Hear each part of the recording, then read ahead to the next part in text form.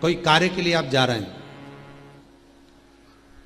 और वो कार्य अटक रहा है, नहीं हो रहा, बहुत प्रयास कर लिया आपने, बहुत दिन से लगे हुए हो कि यह काम होना ही चाहिए, ये काम बहुत जरूरी है और होना ही चाहिए, नहीं हो रहा। एक कटोरी में गंगा का जल निकाल लीजिए महाराज, और कटोरी में गंगा का जल निकालकर तुम्हारे घर में एक सिक्का पड़ा हो, 1 रुपया, 2 रुपया, 5 रुपया, कोई सा भी एक सिक्का पड़ा हो, जो भी सिक्का पड़ा हो, कुंदकेश्वर महादेव का नाम लेकर, जहां परिंडा होता है, पानी का मटका होता है, पितरों का स्थान होता है, हंडा भरते हो, मटका भरते हो, उसके पास में उस कटोरी को रखकर 1 का सिक्का, 2 का सिक्का, 5 का सिक्का, 10 का सिक्का, जो तुम्हारे पास सिक्का पड़ा हो, जो भी तुम्हारे पास पड़ा हो, वो सिक्के को हथेली में लेकर कुंदकेश्वर महादेव का नाम लेकर उस कटोरी में डाल दीजिए और उस जल को नैनों से लगाकर आप काम के लिए निकल जाइए। वो काम आपका सफल होकर ही रहेगा, छूट नहीं सकता। गंगा के जल में वो बल होता है, और आप जो सिक्का डाल रहे हो वो ये समझ कर डालें कि कुंदकेश्वर महादेव को मैं गंगा में स्नान करने के लिए, हमारे यहाँ पहले हमने भी देखा, आपने भी देखा होगा, किसी जब बारिश नहीं होती है या कोई काम अटक जाता है, जब बारिश, तो क्या करते थे पहले के जमाने में कि मंदिर को पैक कर दे, उसमें पानी भर दे शंकर जी के ऊपर। आपने कई जगह देखा होगा, उसमें शिव जी को डुबा, तो किसके लिए डुबाते थे? कुंदकेश्वर महादेव के लिए। ये नियम है कुंदकेश्वर महादेव का। पर आज के जमाने में तो चंपेश्वर महादेव है, तो उनको भी डुबा दे, गुप्तेश्वर।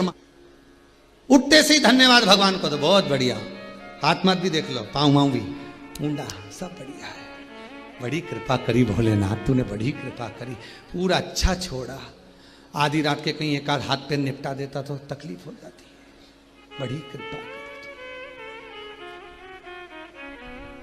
भले कमरे के अंदर भगवान नहीं हो, पर पलंग पर बैठते से सबसे पहले उठो तो उसको धन्यवाद दो। तेरा ही दिया मैंने खाया पिया है, तेरा शुक्रिया है, तेरा शुक्रिया। मुझे भोले बाबा ने बहुत दे दिया है, तेरा शुक्रिया है, तेरा शुक्रिया है। ये जायदाद दी है, औलाद दी है, ये जायदाद औलाद दी है। मुसीबत में हर वक्त इमदाद दी है, मुसीबत में हर वक्त इमदाद दी है। तेरा ही दिया मैंने खाया पिया है, तेरा शुक्रिया है, तेरा शुक्रिया।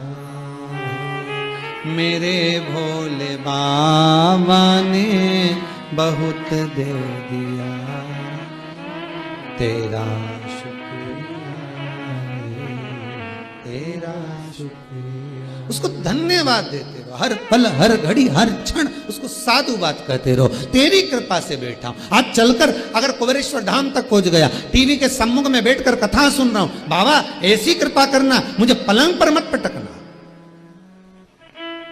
मुझे खटिया पर मत पटकना, मुझे किसी हॉस्पिटल में ले जाकर मत पटकना।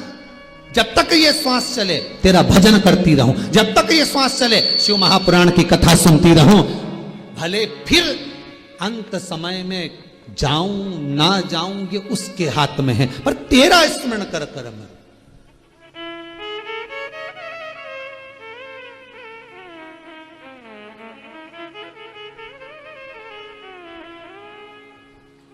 पतंग उड़े आकाश माने, डोर थारा हाथ मां।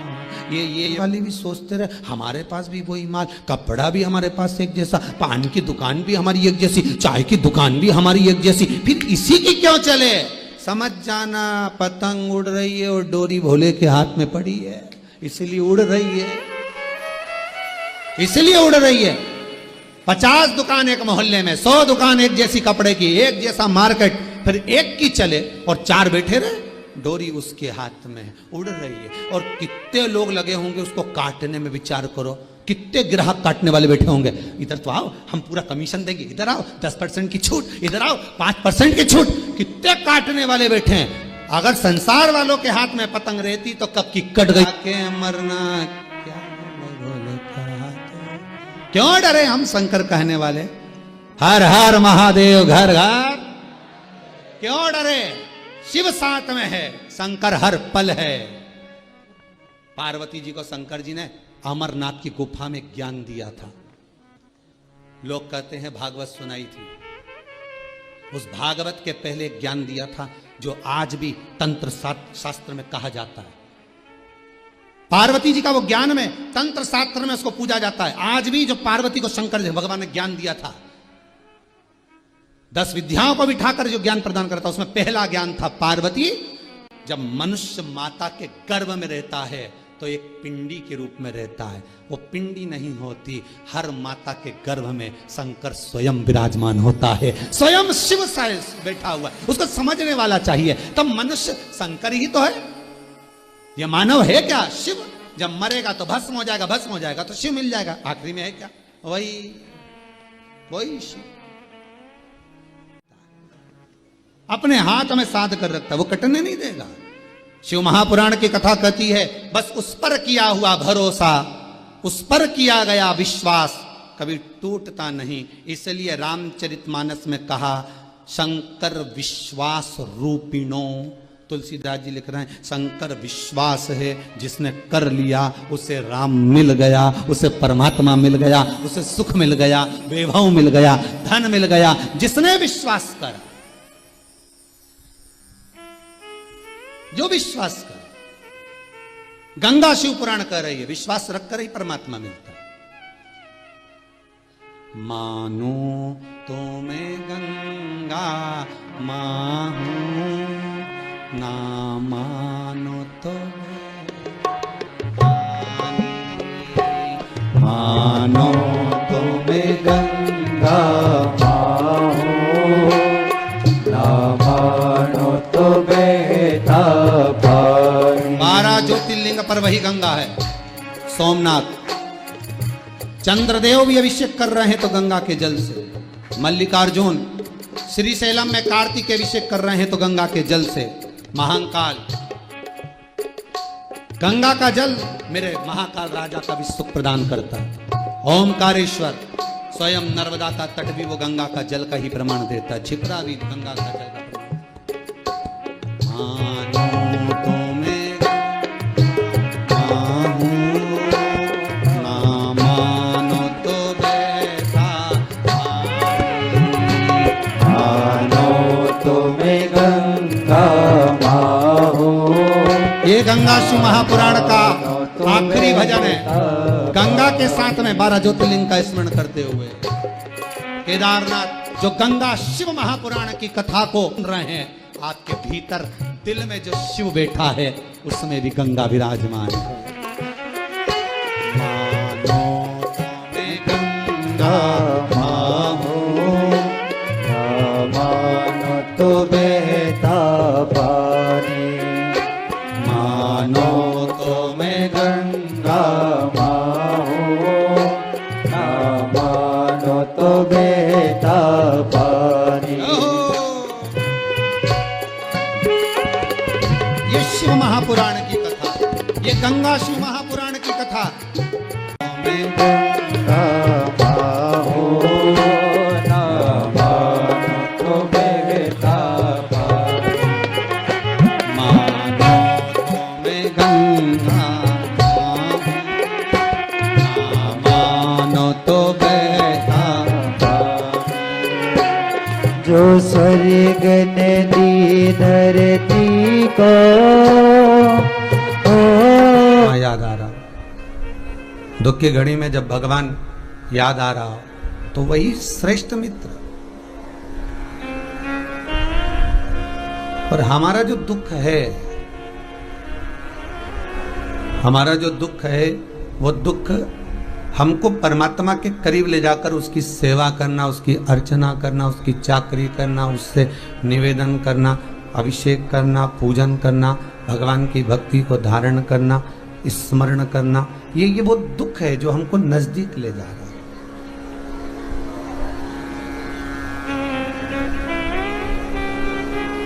ईश्वर के करीब ले जाने वाला, ईश्वर के पास ले जाने वाला केवल एक दुख है। उसके सिवाय कोई परमात्मा के पास लेकर भी अगर चले गया तो मन उचिष्ट होकर वापस आ जाएगा। पर यदि दुख एक बार परमात्मा के करीब अगर लेकर गया है तो फिर वो सुख का भान अवश्य करा देगा, फिर वो सुख का स्मरण अवश्य कराएगा।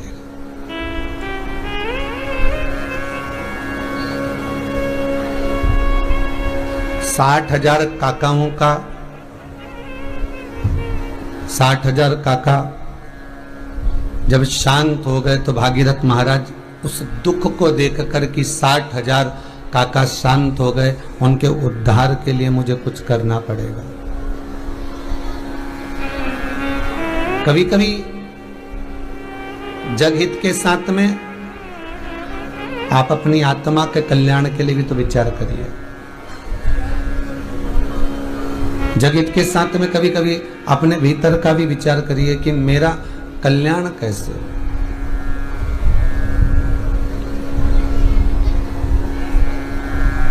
जिससे इस जीवन को सुख का आनंद प्राप्त हो।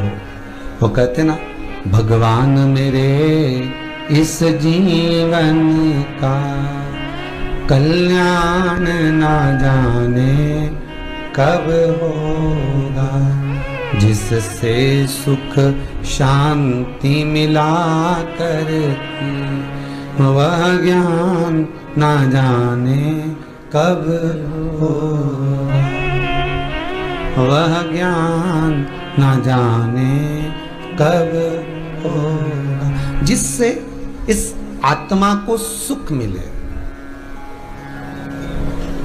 जिससे इस आत्मा को शांति मिले। हम केवल शरीर के सुख की बात कर रहे हैं। ऐसी का रूम मिल जाए, डनलप का गद्दा मिल जाए, खूब खाने के लिए चकाचक मिल जाए तो ये शरीर का सुख है, ये इंद्रियों का सुख है। और इस सुख में जो आनंद नहीं है, इस सुख में कुछ फल नहीं है, इस सुख में कोई आनंद की अनुभूति नहीं है। सुख भीतर का है। एक राजा ने एक सेवक को रखा और सेवक को रखकर कहा कि जाओ। अब सेवक तो था पर सुंदरता नहीं थी उसमें, बहुत ज्यादा कोई सुंदरता उस सेवक में नहीं है। तो राजा ने उसको कहा ठीक है, अब किसी के कहने पर रख लिया कि अच्छा है, ईमानदार है, अब उसको रखा। पर उसमें कोई सुंदरता का भाव नहीं था।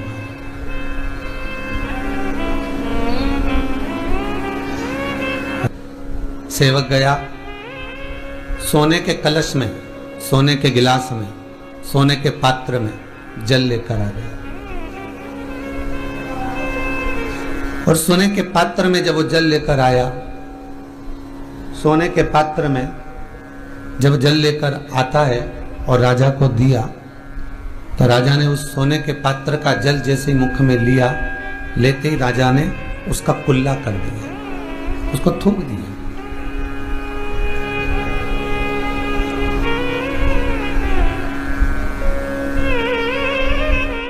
सोने के पात्र का जो जल था, राजा ने उसको थूक दिया। और राजा ने उस सोने के पात्र के जल को जब थूका तो दूसरा सेवक वहीं पास में खड़ा हुआ था, उसने पूछ लिया, महाराज क्या हुआ आपको, आपने ये जल क्यों थूका, किस लिए थूका? राजा कहते हैं इसमें इतनी बुद्धि नहीं, इतना विवेक नहीं, एक तो गर्मी पड़ रही इतनी तेज, और ऊपर से ये जल भी लाया तो गर्म जल लेकर आया। सेवक कहता है महाराज, जब सोने के पात्र में जल आएगा तो वो तो गर्म रहेगा ही ना। आपको अगर जल पीना ही है, आपको अगर जल धारण ही करना है, ग्रहण ही करना है, आचमन ही करना है, तो सेवक को फिर दूसरे सेवक ने कहा जाओ अब तुम जो है शीतल जल लेकर आओ। उसने पूछा शीतल जल तो मिट्टी के पात्र में आएगा।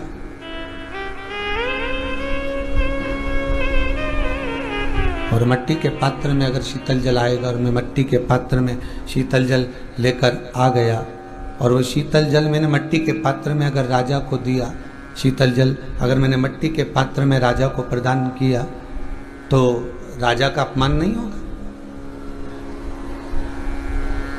फिर राजा का भी तो अपमान हो सकता है। सेवक ने कहा नहीं, जाओ राजा के लिए शीतल जल लेकर आओ। सेवक ने सेवक की बात मानकर और मिट्टी का पात्र लेकर गए, और मिट्टी के पात्र में जल लेकर आए, और उस जल को लाकर दिया। राजा ने पिया, कंठ को थोड़ी शीतलता प्राप्त हो गई।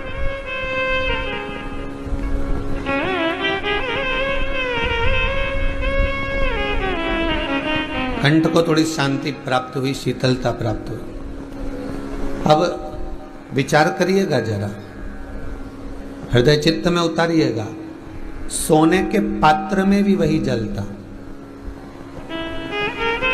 और मिट्टी के पात्र में भी वही जल था।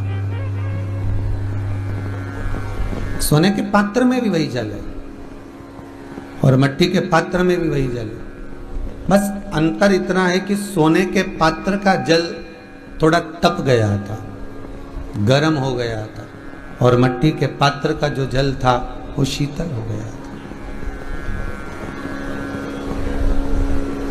पात्र वही, स्वर्ण में थोड़ा सा गर्म हो गया, मिट्टी में थोड़ा शीतल हो गया। बस वही चित्तवृत्ति कह रही है कि जल वही है,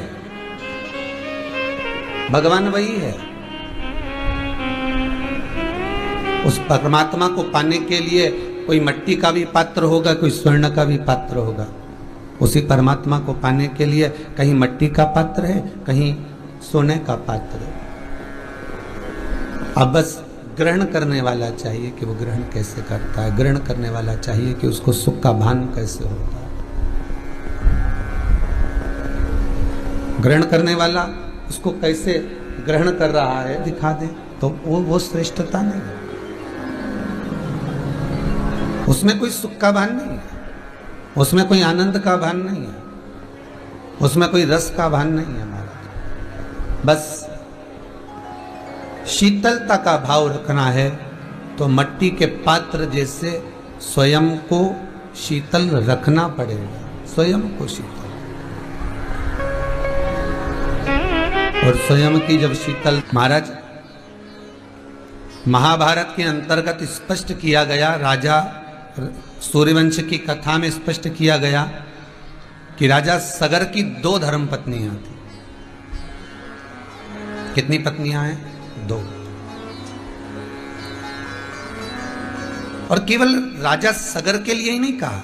अगर आप श्रीमद् भागवत कथा को उठाकर देखेंगे तो उत्तानपाद की भी 2 धर्मपत्नियों का वर्णन आता है, सुनीति और सुरुचि। एक नीति का मार्ग प्रशस्त करती है, एक रुचि का मार्ग प्रशस्त करती है। एक नीति को दर्शाती है, एक रुचि को दर्शाती है।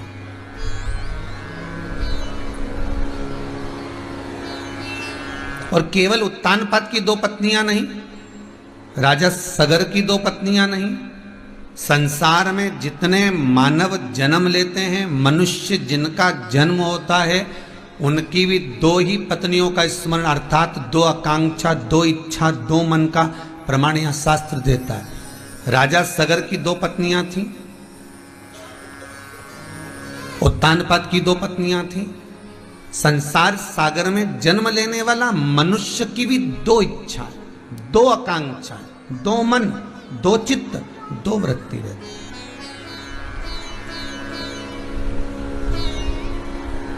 जितने आस्था चैनल पर कथा सुन रहे हो, जितना फेसबुक यूट्यूब पर आप कथा श्रवण कर रहे हैं, आपकी भी दो इच्छा, दो आकांक्षा, दो मन, दो चित्त, दो वृत्ति। एक मन कहेगा चलो कथा चालू होने वाली है, टीवी चालू कर लो। दूसरा मन कहेगा रुक जाओ अभी, तो 2 बजने में देरी है, जब तक 1 कप चाय बना लो। नीति का मन कहता है कि कथा चालू कर लो, रुचि का मन कहता है कि थोड़ा रुक जाओ।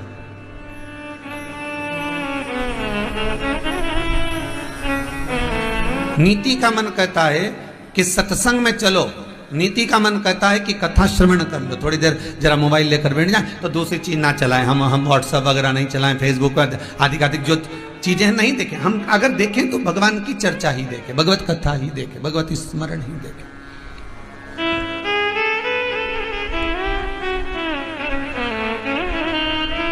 एक नीति का पथ है, एक रुचि का पथ है। नीति परमात्मा की ओर लेकर जा रही है, रुचि संसार की ओर लेकर जा रही है। सगर की भी 2 धर्म पत्नियां, राजा सगर, एक का नाम है कौशी, दूसरी का नाम है सुमति। एक कौशिकी है, दूसरी सुमति है।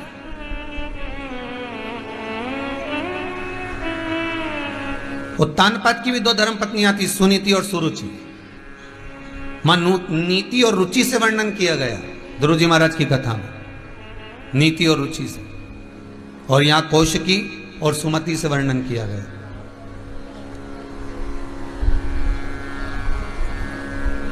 कौशिकी के गर्भ से संतान नहीं हुई, तब सुमति से विवाह किया गया। देखिए कितना सुंदर प्रसंग कहा गया है शिव महापुराण में कि मान लो,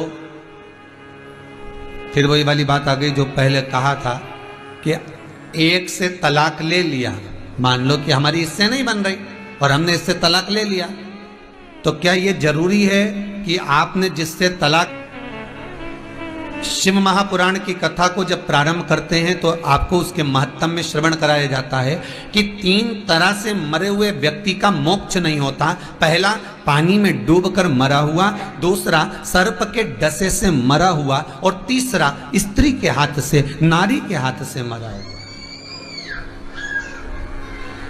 3 तरह से मरे हुए व्यक्ति को मोक्ष नहीं है, 3 तरह से मरे हुए व्यक्ति को सुख का अनुभव नहीं है, 3 तरह से मरे हुए व्यक्ति की गति नहीं है।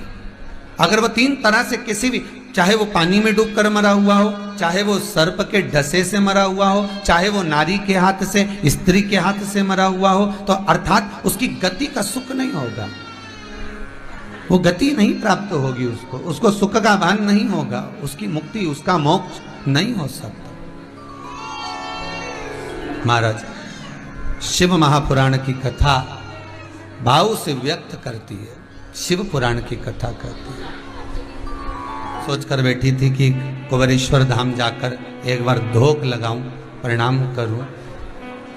वो डस के निकल भी गया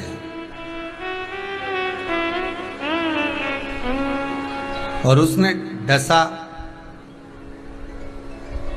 इलाज भी हो गया, सुख भी मिल गया, मैं जीवित भी रह गया। अब हो सकता है थोड़ा बहुत कष्ट तो हाथ में रहेगा, क्योंकि विष तो विष होता है, विष तो विष है। शिव महापुराण में वासुकी नाग की एक कथा आती है, शिव महापुराण में एक शेषनाग की कथा आती है, भागवत कथा में तक्षक नाग की कथा आती है।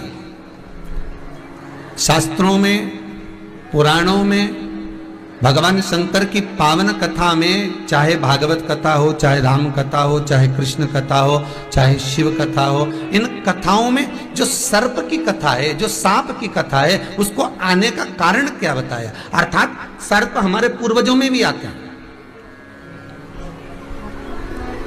सर्प हमारे पितरों में भी गिने जाते हैं।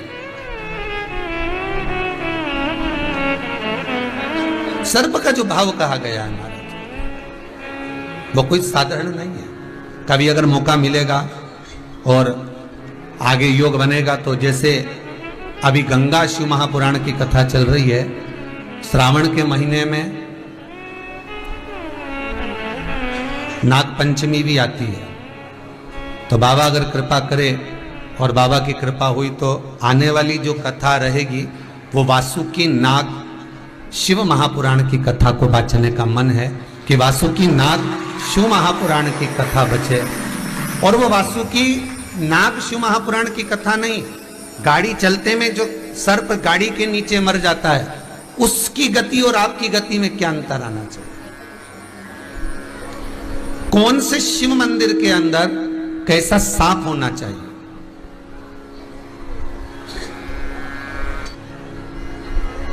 और वो संवाद शिव महापुराण के अंतर्गत अपन श्रवण करेंगे आगामी।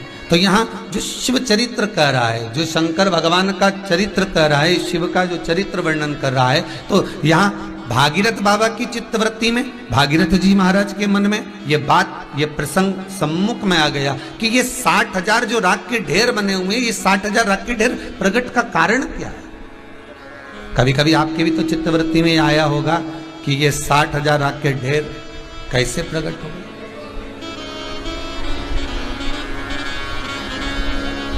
कैसे प्रकट हो गए।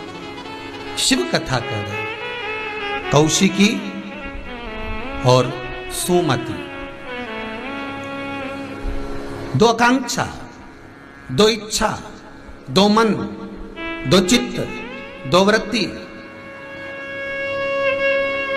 एक सत्य मार्ग की ओर ले जा रही है, एक गलत मार्ग की ओर ले जा रही है।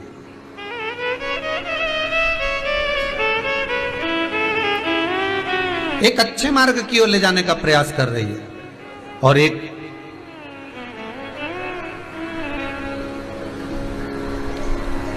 गलत मार्ग की ओर ले जाने का प्रयास कर रही है। जैसे सुकरात, एक बार सुकरात निकलकर समुद्र के तट पर से जा रहा था।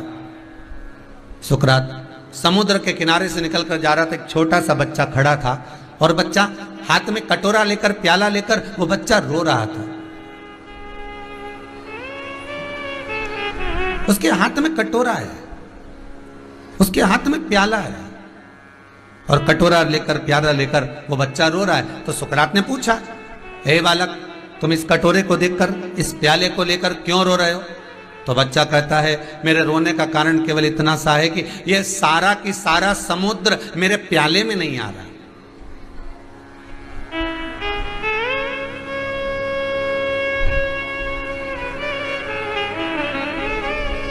ये इतना बड़ा जो समुद्र है, ये विशालतम जो समुद्र है, ये मेरे कटोरे में, ये मेरे प्याले में नहीं आ पा रहा, इसलिए मैं रो रहा हूं। सुकरात ने उस बच्चे के शब्द को जब सुना, कल शाम को एक बच्चा कह रहा था, छोटा सा किसी के साथ में था, पता नहीं कहां से आए थे, यूपी वगैरह से, और कह रहा था, गुरुजी आप हमेशा कथा में कहते हो कि भगवान के मंदिर में जाओ, धोख लगाओ, झुको, भगवान को प्रणाम करो, गुरु को प्रणाम करो, माता पिता को प्रणाम करो। झुकने से होता क्या है। हमने कहा झुकने का केवल एक कारण है, अगर तुम शंकर के आगे झुक गए, तुम परमात्मा के आगे झुक गए, तो इतना अंदाजा लगाकर रखना, तुम अगर शिव के आगे झुक गए तो पूरी सृष्टि को शिव तुम्हारे चरणों में झुका देगा। यह पक्का। अगर आप शिव के सम्मुख में झुकते हो, आप शंकर के सम्मुख में झुक रहे होते हो, आप परमात्मा के पास झुक रहे होते हो, तो संपूर्ण विश्व को परमात्मा झुका सकता। अगर आप झुके हो तो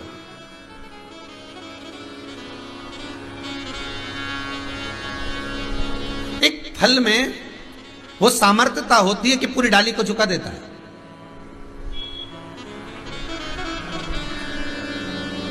एक फल पूरी डाली को झुका देगा, उसकी ये सामर्थ्यता है। अर्थात आप अगर परमात्मा के आगे झुक रहे हो तो संपूर्ण विश्व को झुकने में देरी नहीं लगेगी। आप उस परमात्मा के चरण को अगर पकड़ कर रखे हो तो दुनिया का चरण नहीं पकड़ सकते। उसने आपको साध रखा, उसने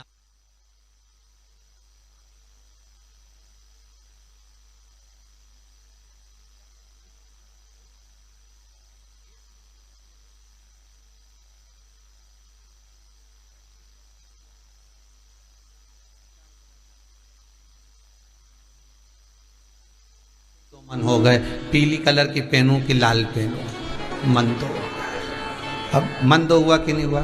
फिर अब पहुंच भी गए कथा में, मालूम पड़े बैठ भी गए कथा में, फिर दो मन हो गए, सोफे पे बैठूं कि जमीन पे बैठूं। फिर दो मन हो गए, मंदिर में गए सोमवार के दिन शिव जी का पूजन करने के लिए, तो सबसे पहले क्या करो, मन से विचार कर कर जरा विचारिएगा। शिव मंदिर में जा रहे हो, तैयार भी हो गए, चोटी भी कर ली, पानी का लोटा भी भर लिया, कलश भी भर लिया, डलिया भी ले ली, उसमें बेलपत्री धतूरा सब पूजन का चोपड़ा चंदन चावल सब रख लिया, इत्र वगैरह सब, पंचामृत का सामान भी रखा, दूध की बोतल भी रखी, सब रखा कि मैं ले जाऊंगी, कलश में निकाल लूंगी, डाल दूंगी, भगवान सब कुछ तैयारी कर दे।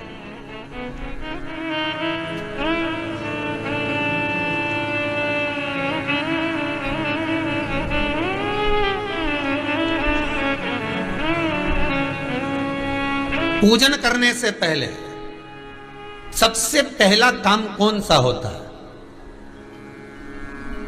जब आप अकेले पूजन कर रहे हो, पति के साथ कर रहे हो या अकेले कर रहे हो, उस समय पर कोई विद्वान ब्राह्मण नहीं है आपके साथ में, कोई अभिषेक कराने वाला ब्राह्मण तुम्हारे साथ में नहीं है, और मंदिर रोज के पंडित जी को लेके जाओगे? अरे बोलो तो नहीं। जितने लोग आस्था पर श्रवण कर रहे हो, जितने फेसबुक यूट्यूब पर श्रवण कर रहे हो, मंदिर क्या आप रोज पंडित जी को लेकर जाते हो या पंडित जी से कहकर जाते हो कि हम मंदिर जा रहे हैं तुम वहां पर आ जाओ? नहीं। और ना मंदिर में जो पंडित जी होगा वो भी तुम्हारी पूजन में शामिल नहीं होगा, वो तो अपना प्रसाद बांटेगा, बेलपत्री देगा, तुलसी देगा, पंचामृत देगा, चरणामृत देगा, प्रसाद देगा कि तुम्हारे लिए खड़ा रह के मैं पूजन कराएगा। वो तो तुम भैया लोटा भर के पानी लाओ, कलश लाओ, चढ़ा।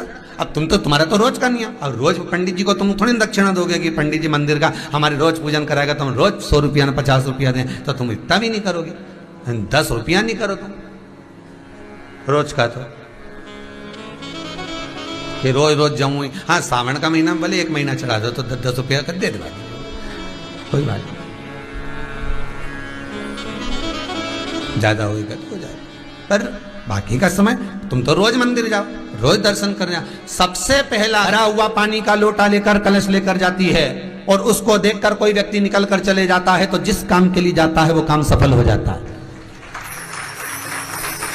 कई लोग कहते हैं गुरुजी आपने कहकर मंदिर का पानी बंद कराकर लोग अपने अपने घर से पानी ले जाने लगे शंकर जी के मंदिर में चढ़ाने के लिए, पर आपके पानी चढ़ाने से कितनों का फायदा कि भले 15 घर छोड़कर, 20 घर छोड़कर, 1 मोहल्ला छोड़कर, 1 सोसाइटी छोड़कर, 1 कॉलोनी छोड़कर मंदिर दूर होगा।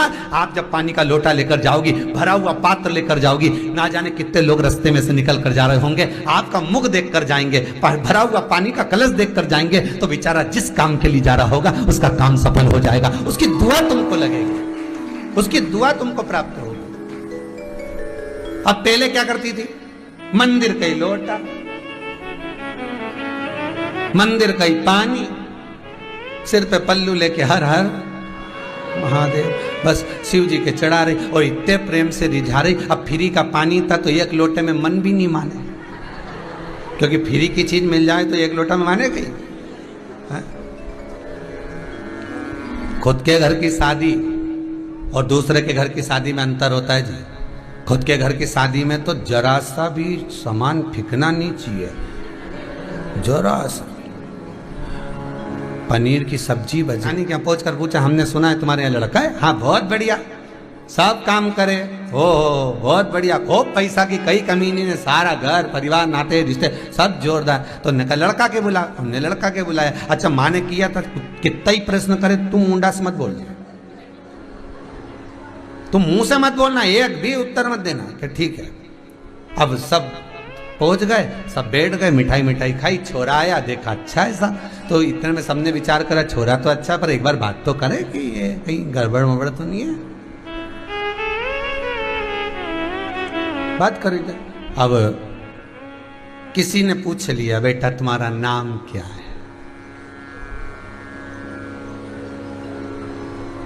तुम्हारा नाम क्या? अब इसको मना करा था मत बोलना, परंतु ये बोल दिया फूलचंद। 5 मिनट तक तो फू फू करा, उसके बाद बोला फूलचंद। अब सबको समझ में आ गया कि अभी शादी नहीं हो सकती क्योंकि ये तो अटका है, अटक गया। अगर शादी कर दे तो छोरी का जीवन। अब बेचारी 1 घंटे तक इसकी बात सुनने के लिए रेजान ने वो बोलना चालू करे तो कहाँ गया था, अब पूछे सो हो। अब पुत्र हो विचार करा तो भगवान के सम्मुख में पहुंचकर अगर आप जल का पात्र भी लेकर जा रहे हो, भरा हुआ लेकर जा रहे हो, तो कितनी प्रसन्नता की बात है। चढ़ेगा तो आखा, फूल भी चढ़ेगा तो आखा। भगवान को कोई चीज खंडित नहीं चढ़ती, शिव जी को जल भी चढ़ेगा तो पूर्ण। जिस जल को चढ़ाने के लिए लेकर गए उसको बचा कर नहीं लाना है शिव मंदिर में से, संपूर्ण लेकर के आना है। जो शिव जी को जल चढ़ाया उसका चरणोदक 2 बूंद उसमें डालकर, बस वो 2 बूंद का थोड़ा सा भाग, क्योंकि भगवान के चरण की रज जब हमारे घर में प्रवेश करेगी तो हमारा आत्म कल्याण तो स्वतः ही हो जाएगा। शिव करुणा कर ही देंगे। पर कई लोगों की आदत रहती है, और आपने भी गलती करी होगी, गए होगे चढ़ाकर भी आए होगे, पूरा पानी भी उंडेल कर आए होगे, चढ़ा भी दिया, छोड़ भी आए, पर लेकर नहीं आए होगे।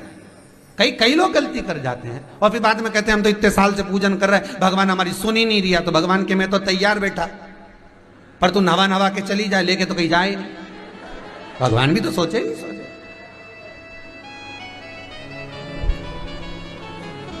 अब भगवान तो आके नहीं बोलेगा कि तू मेरे चरण की रज ले जा। सास कभी बोलती है कि मेरे कमरे में आ जाना, मैं सोने की चेन दे दूंगी। वो तो बहू को कहना पड़ता है, मम्मी चेन अच्छी लग रही है, बहुत जोरदार चेन लग रही मम्मी, और आपके गले में तो इतनी अच्छी खुल रही है, पर मेरे तो गला में भी लगेगी तो अच्छी मम्मी, एक आधा पहन के देखूंगी। चले जाएंगे तब तक उसमें पटक कर रखेगी, क्यों? क्योंकि उसमें उसकी बरकत है। उसी तरह जल चढ़ाने के बाद हम जब लेकर आते हैं पात्र के अंदर, ये उसमें उसकी बरकत है। गर्ग संहिता में दूसरी चीज कही, उसको भी समझ लीजिए। गर्ग संहिता में कहा गया, जब आप घर से जल लेकर जाते हो भरकर, तो ये सृष्टि की जितनी नदियां हैं, पृथ्वी पर जितनी नदियां विद्यमान हैं, जितने तालाब, जितने सरोवर, जितने कुंड, जितने विराजमान हैं, उन सारे तीर्थों का जल जब आप घर से लेकर निकलते हो तो वो तीर्थ का संपूर्ण जल आपके कलश में आ जाता है। और जब आप उस जल को शिव पर समर्पित कर देती हो और 2 बूंद चरणादक लेकर जब जाती हो, तो शिव महापुराण, गर्ग संहिता, पद्म पुराण कहती है वो जल साधारण नहीं रहता, वो गंगा जल बनकर तुम्हारे घर को पवित्र करने के लिए पहुंच जाता है। वो पवित्र गंगा जल बन जाता है, उसको लेकर प्रवेश कर जाता, उसको लेकर पहुंच जा।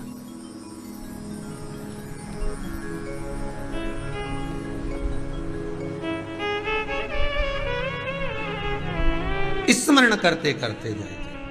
हम बार बार कहेंगे, भगवान के मंदिर जब भी जाओ ना, चेहरे पर प्रसन्नता होना चाहिए। किसी से मिलने जाओ ना, चेहरे पर अगर प्रसन्नता नहीं और ऐसे ही पहुंच गए ना, तो वो श्रेष्ठता नहीं मानी गई। तुम तुम्हारी बहन के घर जाओ, सती मैया जलकर भस्म क्यों हुई? माता सती के भस्म होने का कारण क्या था? सती को पिता पर जितना क्रोध आया, उससे ज्यादा क्रोध सती माता को अपनी बहनों पर आया कि मेरी इतनी बहन, ये 60 की 60 बहन मेरे सामने खड़ी रही और मैं आई तो प्रेम से मुस्कुराई तक नहीं, चेहरे पर प्रसन्नता नहीं थी। सती मैया को अगर क्रोध आ रहा है, सती मैया अगर जलकर भस्म हो रही है, तो केवल एक पिता के कारण कितना चेहरे पर प्रसन्नता। और मालूम पड़े भूखी रही सो रही, और मालूम पड़े क्रोध इतना बढ़ गया, क्लेश इतना बढ़ गया, तो उसका सुख नहीं होगा, उसका आनंद नहीं होगा, प्रसन्नता हो। तेरी चौखट की चाकरी सबसे बढ़िया है, सबसे करी। मेरी किस्मत का जब गुल खिला, तब जा कर के ये दर मिला। मेरी किस्मत का जब गुल खिला, तब जा कर के ये दर मिला। मिल गई मुझको चौखट तेरी, मिल गई मुझको चौखट तेरी, सबसे बढ़िया है, सबसे खरी। भोले बाबा तेरी नौकरी सबसे बढ़िया है, सबसे खरी। तेरे दरवाजे की चाकरी सबसे बढ़िया है, सबसे खरी। ये उसकी कृपा जो आपको कथा में लगा कर रखा है। कथा में चित्त लगा हुआ है, वृत्ति लगी हुई, मन लगा हुआ है। कल कोई कह रहा था, गुरुजी आस्था चैनल पर कथा आ रही है, अब तो फ्री डिश पर भी चलने लगी, हर जगह कथा चलने लगी। उसके बाद भी 42 हजार लोग केवल मोबाइल पर सुन रहे हैं, तो ये आस्था पे क्यों नहीं सुने? तब चित्त वृत्ति में आया। राजा सगर बड़े धर्मात्मा थे, पुण्यात्मा थे, खूब सेवा करते थे, दान पुण्य खूब करते थे, खूब अच्छा व्यवहार करते थे, उनकी प्रजा में कोई दुख नहीं था। तो राजा सगर के पास स्वयं मेरा विश्व अधिपति विश्वनाथ ने देवऋषि नारद को भेज दिया। एक ऋषि का रूप रखकर, एक ब्रह्म रूप रखकर देवऋषि नारद राजा सगर के नगर में पहुंच गए। राजा सगर ने भिक्षाम दे, राजा सगर ने उसी समय पर कौशिकी और सुमति को भेज दिया। जाओ कौशिकी, जाओ सुमति, जाकर दरवाजे पर देखो कोई भिक्षा मांगने आया, जाइए जाकर देखो कौन आया। सुमति कौशिकी ने जाकर कहा, ब्राह्मण देवता बताइए आपको क्या दिया जाए, क्या देना है आपको, आप बोलिए, क्या प्रदान करना है आपको, आप बोलिए।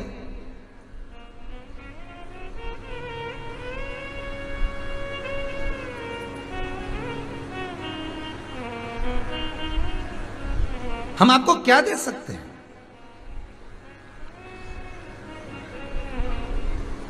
क्या दें हम आपको, बताओ। देवऋषि नारद कहते हैं कुछ भी नहीं चाहिए, बस इतना चाहते हैं कि आप राजा सगर से कहिए हिमालय पर जाए, तब साधना करे। इन पुराण क्या कर रही है? अपने हाथ से निर्माण होना चाहिए।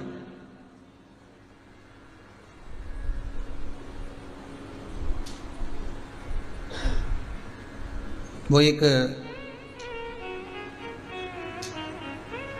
राम जी का एक भजन गाया था ध्यान में, हाथ से कर मंदिर निर्माण।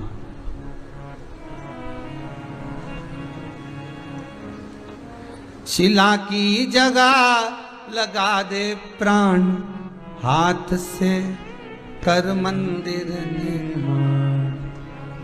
वो कहे तो ये क्यों कहा कि अपने हाथ से निर्माण करो? हम तो कई बार कहते हैं सभी लोगों को कि प्रयास करा करो कि बन सके इन हाथों से, तो सत्कर्म करते चलो। ये बड़े बेकार हैं, इनके पास कोई काम नहीं, डेंटिंग पेंटिंग और चरवा के सिवा कई काम नहीं इनके पास।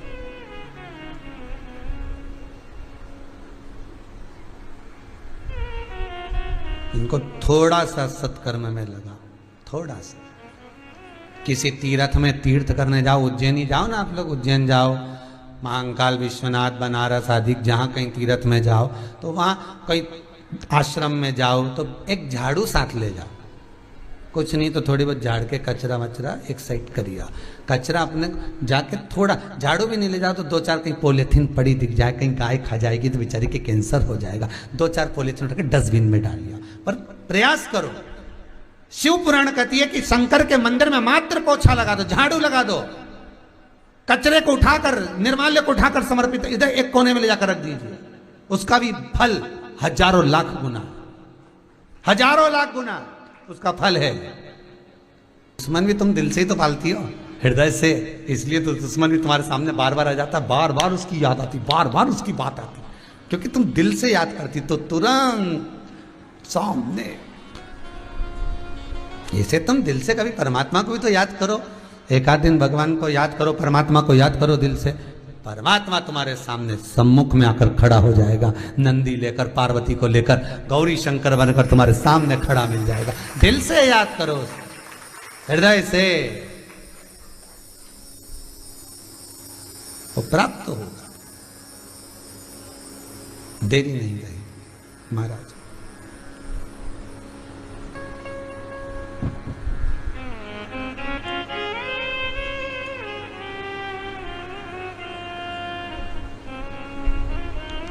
सुमति ने विचार करा, 1-2 संतान क्या, 1000-2000 क्या, 60,000। अब एक नारी के गर्भ से 60,000 औलाद होना,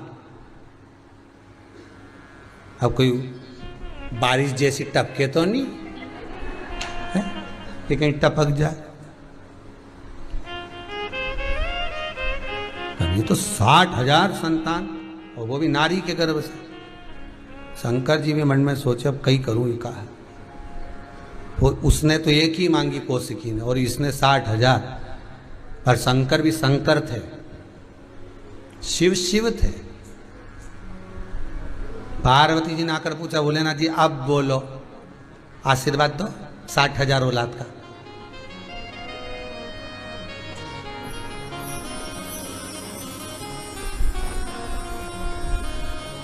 तो आशीर्वाद दो।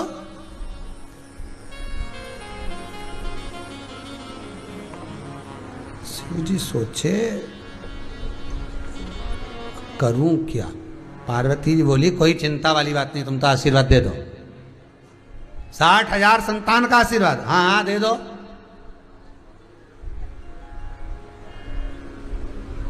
तुमने भगवान कृष्ण के यहां भी तो आशीर्वाद दिया था। तो भगवान बोले उनके यहाँ तो शंकर जी बोले मैंने आशीर्वाद भगवान कृष्ण को दिया था कि तुम्हारी एक एक रानी से 11-11 संतान होगी, 60,000 नहीं, 11-11। तब जाकर उनके यहाँ